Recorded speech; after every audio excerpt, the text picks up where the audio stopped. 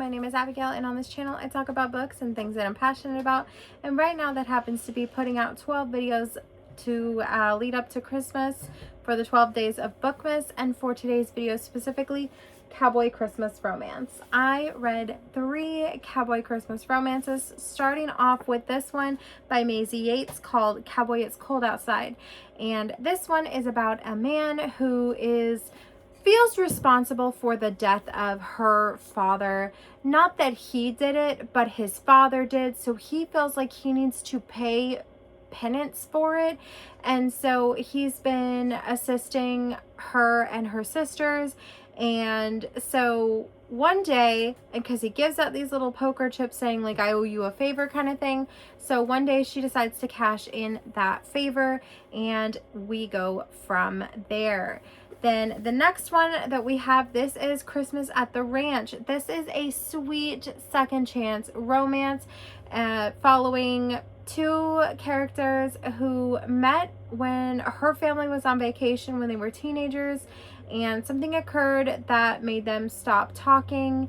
And one day she finds herself longing for the last place she felt happy at Christmas time, and so she goes right back to the ranch, and we pick up from there. We've got dual timelines in this one, and we're sort of following them as kids. This one is told diary entries for the past and kind of just general for the present. The final book that I read for this is Dreaming of a Cowboy Christmas, and for this one our main female character decides she is going to book herself a solo vacation. She goes to Arizona thinking it will be warm there, and when it's not warm, her plans are thwarted, but they are further complicated by the fact that the vacation rental that she booked herself is actually not a vacation rental. She was in fact scammed. He owns the property, and now there is a giant snowstorm headed their way, and she has nowhere to go, only one bed in the cabin. I will now send you back into time when I read these 3 Cowboy Christmas romances. In one of my other blogs, I mentioned how I wanted to get better at making sure that I spend more time updating you on, don't mind my Secret Santa stuff over here. Don't look at it if you are the recipient of my Secret Santa shit, okay? But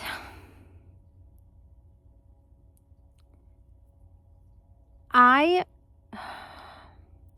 said I wanted to get better at talking about them if I'm listening on audio, but we drove to and from Ocala, which is not right next door, today, to get my son's Christmas present.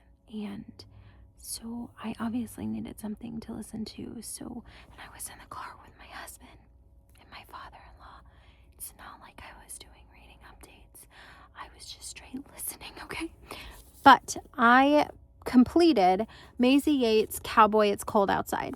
And this one is, unfortunately, this is like the 12th book in a series. And so I feel like I'm missing a lot of the context for the couples in this book that aren't our main couple. I don't think it hindered my enjoyment too much. I definitely feel like the books that came before it are complementary to it, and in the same sense that like most cowboy, like if you read one Elsie Silver, you can get away with not having to read all of the ones before, if that makes sense. But also, damn, the freaking books are matching my nails so perfectly this week. Damn, it's almost like I picked the perfect Christmas green.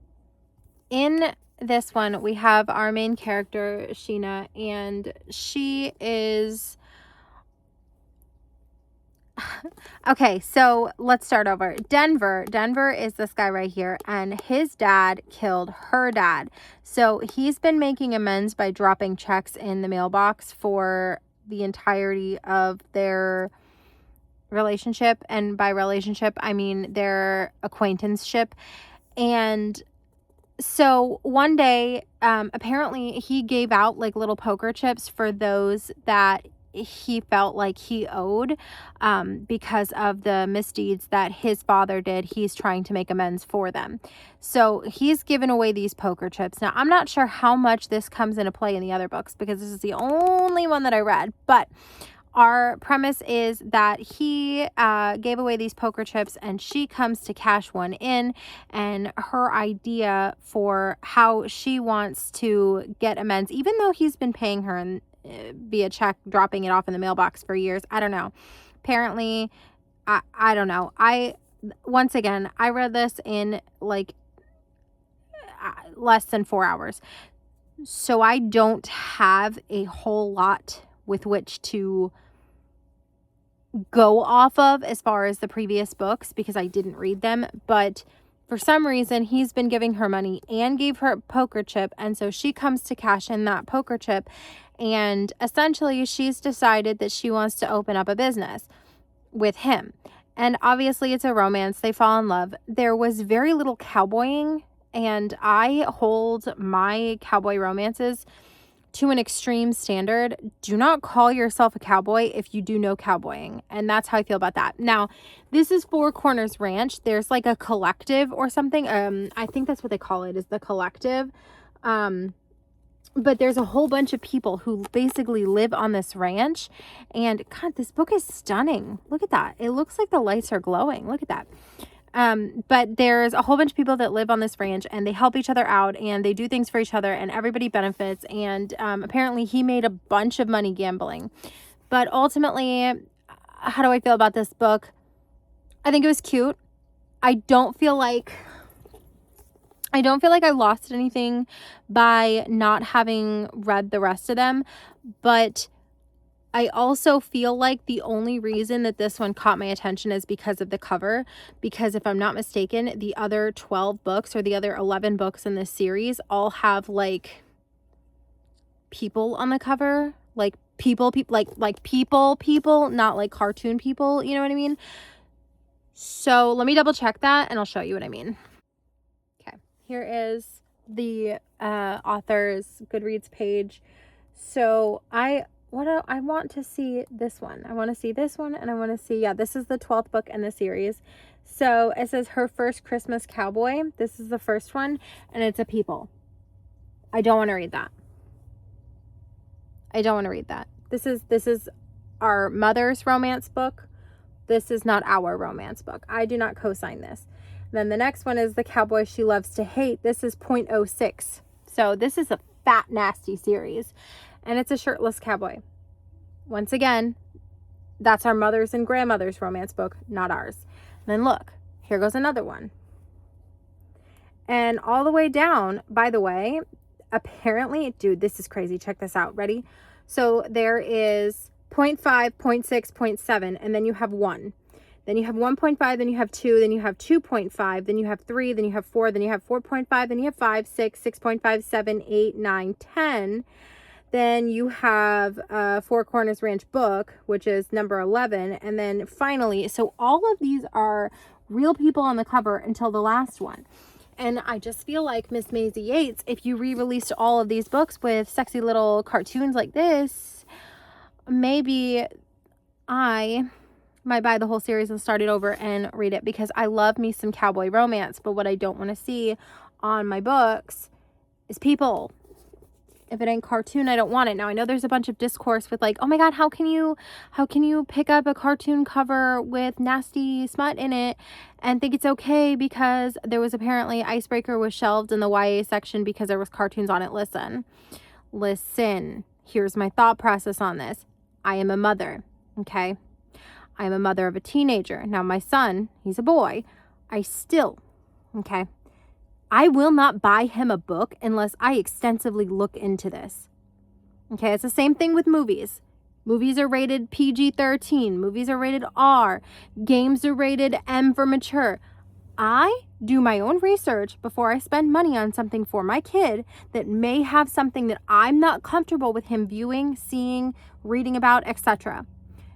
It is my opinion that it is not the responsibility. Listen, that shouldn't have been shelved in the YA section 100%. But it is my opinion that you cannot judge a book by its cover. We've been saying this for years, folks, okay? for years we've been saying this. Don't judge a book by its cover. Do your own research, okay? Do not go to a bookstore and determine that because it has a cartoon on it, that makes it safe for kids. That's not how this works anymore. That is not the world we live in, first of all. And second of all, they make R-rated cartoons. Have you heard of Adult Swim? Okay? All right, here's my thought process. Not that you asked for my 2 cents, but I'm going to give it anyway.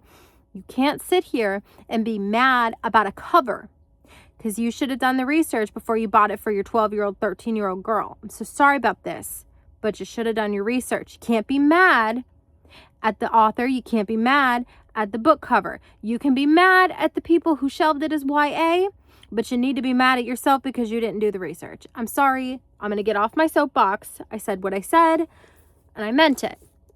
Cowboy, It's Cold Outside. Maisie Yates, if you release all of these books in these covers so I could have matching covers, I would in fact read them all, and I would even read this one again because I love a cowboy romance. I love it. I love a cowboy romance. I do.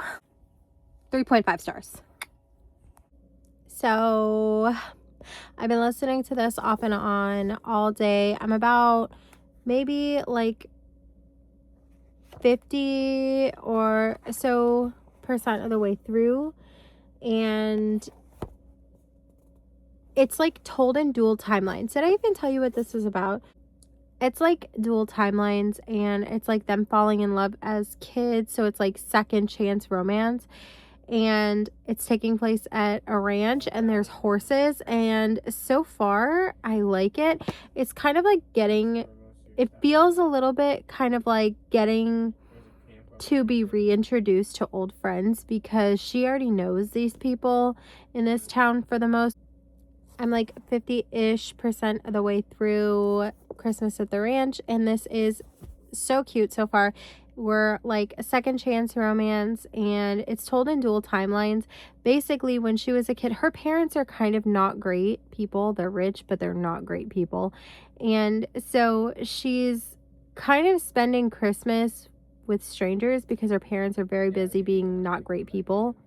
And so while she is kind of going about the town, meeting up with Tate and his friends, and Tate is like our main character, they're, like I said, it's dual timelines, so we're getting to see them fall in love as kids, and then we're getting to see them kind of reacquaint as adults, and it is very interesting so far. I think that this is reading really quickly. In addition to the fact that I'm reading it on 2.5-3 times speed, it's just like a quick book to get through. I mean, it's probably not even, it's 304 pages. So I'm flying through this. I am in the process of doing some laundry, so I've got probably just enough left to finish all the loads I have to do, and then I will update you when I have completed it.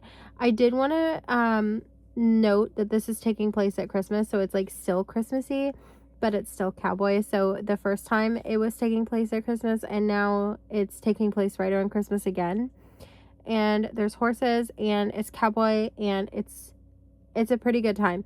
I think if I'm comparing the two, the first one, Cowboy, It's Cold Outside, and Christmas at the Ranch, I think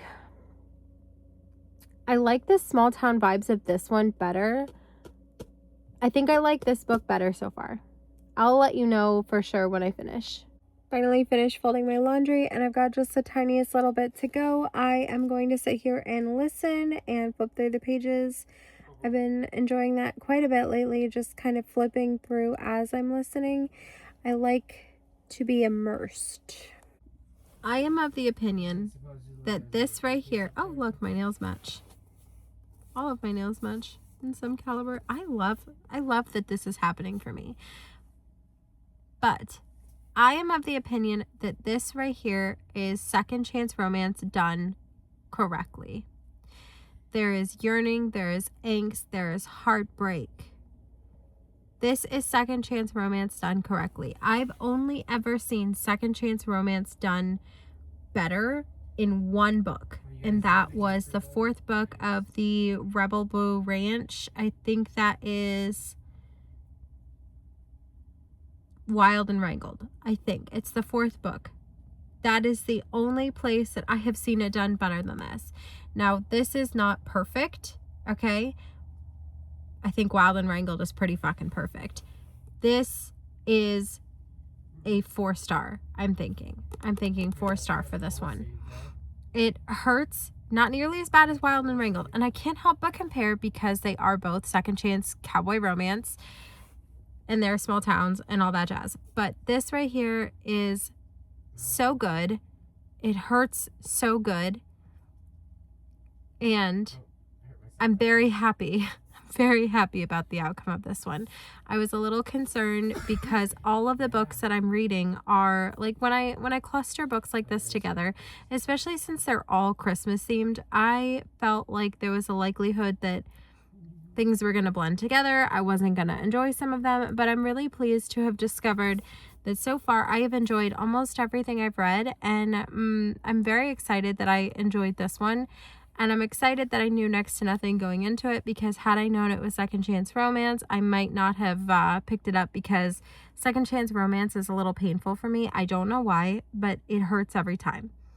And so I'm glad that I picked this up not knowing it was second chance romance, and I'm glad that I ventured in anyway once I realized it was, and I'm glad to say that I enjoyed it. Okay. Moving on to the third book, and this time I think I'll read it physically. I have a little bit of time, but not enough to read them all physically, but I do have a little bit of time that I have set aside to specifically read this one physically, because there is not an audiobook, so it's not like I planned it. I just I have to. So I accidentally started this, and then basically what had happened was I read 20 pages yesterday, and then I sat down to film the Read With Me video that I put up yesterday, and I read for about an hour and got to page like 100. So I kind of read 80 pages in an hour, which is pretty good. And now I am on page 173 of 137. Is that right? Yes, 237. So I have like what, 60-70 pages to go. So I didn't mean to not update you, but I didn't have time. I basically read almost half of the book in an hour, so no complaints here. But so far, I'm really enjoying it. So the premise is she is going to a remote area. She thinks it's going to be so tropical because she's escaping the New York City winter. And when she gets there, she realizes that turns out just because Phoenix is not freezing doesn't mean the place that she's headed to won't be. And it's add insult to injury. When she gets to the vacation rental that she booked for her solo holiday, she learns that she was scammed. And it's actually this guy's property. He did not rent it out. And now she's got nowhere to go because there's a snowstorm blowing in and there's only one bed. So anyways, I'm kind of enjoying it a little bit more than I was anticipating. So obviously that's good. I mean, with about 60-70 pages to go, I feel like this is going to get finished today, probably within the next hour or two. I finished this book. I really enjoyed it. I have some comments, some questions, some complaints, but not about this book, about the experience as a whole. I find that at least for this particular blog, in the past, for the rest of these that I've done, I often find that I enjoy the first one more, and then the second one is kind of like a drag to get through. But I've actually found that I have enjoyed each one increasingly more as we went. So when I read this one, I was like, gosh, this is going to be the best one of this blog. I started out so strong. Again, I don't see how we compare. And then I read this one and I was like, oh my God, I think this one might be even better.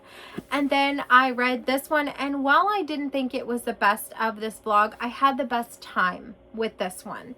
And I did think some of the plot was convenient, but then again, with the convenience of the plot, if they didn't have XYZ happen, then there was no point for the book. So while I found the plot points very convenient, and while it was very predictable, and while we all knew what was going to happen from the start, we obviously knew that he was going to invite her to stay in the cabin, even though she technically didn't book a vacation rental. She was scammed. All of these things culminate in a very convenient ABC, XYZ, this point to this point to this point plot line. It wasn't a bad time, and it wasn't something that felt very, while it felt incredibly predictable, it didn't feel annoyingly predictable. It felt like, okay, so obviously I know they're going to end up together because happily ever after of a romance, but it didn't feel like both a drag to get there, nor did it feel like, I'm trying to think of how to describe this. It didn't feel like we were taking too long to get to the point, if that makes sense. I enjoyed this one. I wouldn't say that I enjoyed this one the most. I'd say they're probably pretty much, like, looking back now, they're kind of all on equal footing. I like them all individually, separately, for different reasons, and I think that I've landed on a 3.5 star for all 3 of them. Nothing spectacular, nothing life-changing. Having sat with this one for a little bit, this is the one that I said that this is second chance romance done right, and yes, it is. It very much is second chance romance done right, but I've seen it done better. And now looking back, when I sit down and I compare the two, if I gave the one that I was referring to, Wild and Wrangled, a 4 star, this is done less good, not as good. The other one's done better, so this one can't be a 4 star. This one is not a 4 star for similar reasons. I've seen things like this done better.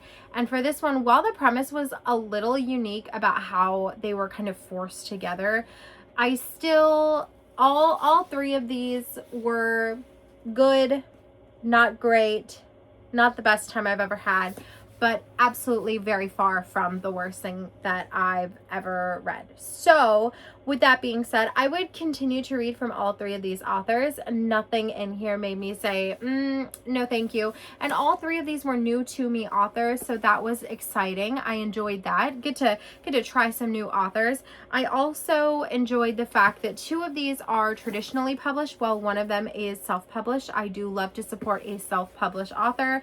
And that is going to be it for this video. I hope that you enjoyed it. Let me know in the comments down below, do you recommend any cowboy romances? There's one that I read for like my naughty little thing, winter wish list, that was kind of cowboy, but it didn't fit this. It fit more naughty better because it was more like smut driven, where this one these had more of a plot to them. So it didn't fit for this vlog, it fit for the other one. But let me know in the comments down below, do you have more cowboy Christmas romances or cowboy romances in general? I find that I'm in my cowboy romance era and I'm having a wonderful time in it. I have so many books that are in that cowboy romance realm that after Christmas, once the New Year's started, I'm participating in Winterween this upcoming year. So I gotta get some dark vampire romances read before I can really delve into my cowboy romance era. But there are at least at least 3 entire cowboy romance like series for me to delve into. And let me tell you, bitch, I am so excited for that. So I will see you tomorrow with another Bookmas Day video. And I'm looking forward to more cowboy romance. I will see you tomorrow.